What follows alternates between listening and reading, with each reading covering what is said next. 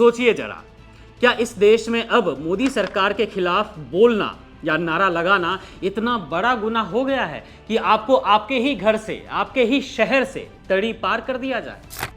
क्या हम एक आजाद मुल्क में रह रहे हैं या फिर अघोषित तानाशाही के उस काले दौर में पहुंच चुके हैं जहां सत्ता के खिलाफ आवाज उठाने का मतलब सिर्फ और सिर्फ बर्बादी है? जी हां, यह कोई कोरी कल्पना नहीं बल्कि इस देश की कड़वी हकीकत बन चुकी है।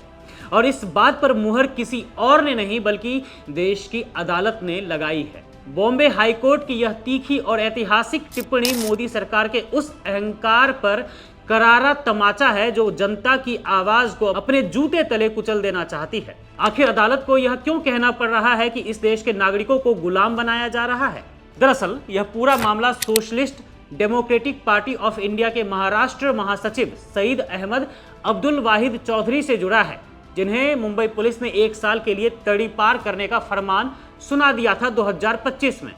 उनका कसूर सिर्फ इतना था कि उन्होंने नागरिकता कानून, ईंधन की बढ़ती कीमतों और जनहित के मुद्दों पर लोकतांत्रिक तरीके से विरोध प्रदर्शन आयोजित किए थे।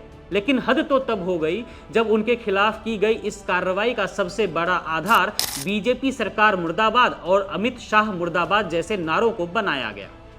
जब यह मामला बॉम्बे हाईकोर्ट के जस्टिस माधव जामदार के सामने पहुंचा तो उन्होंने मुंबई पुलिस और महाराष्ट्र की सत्ता में बैठे आकाओं की क्लास लगा दी।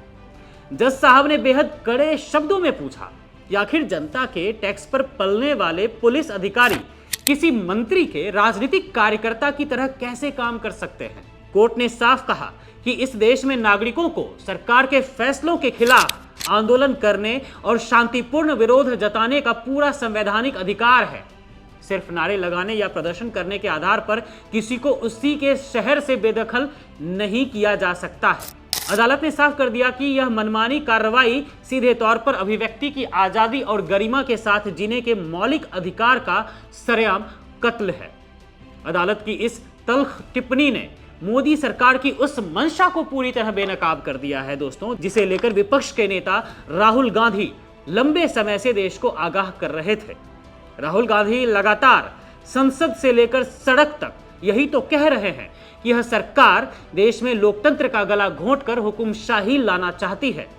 वो बार बार जनता को सचेत कर रहे हैं कि अगर आज चुप रहा गया तो आने वाली पीढ़ियां इस सत्ता की गुलाम बनकर रह जाएगी।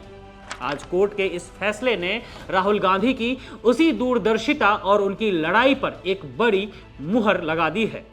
सोचिए, देश में एक के बाद एक परीक्षाओं के पेपर लीक हो रहे हैं, नौजवानों का भविष्य अंधकार में धकेला जा रहा है, लेकिन जब वही नौजवान और आम जनता सड़कों पर इंसाफ मांगने उतरती है तो यह सरकार यानी कि मोदी सरकार उन पर लाठियां भांजती है, उन पर मुकदमे दर्ज कर उन्हें अपराधी बनाने पर तुल जाती है।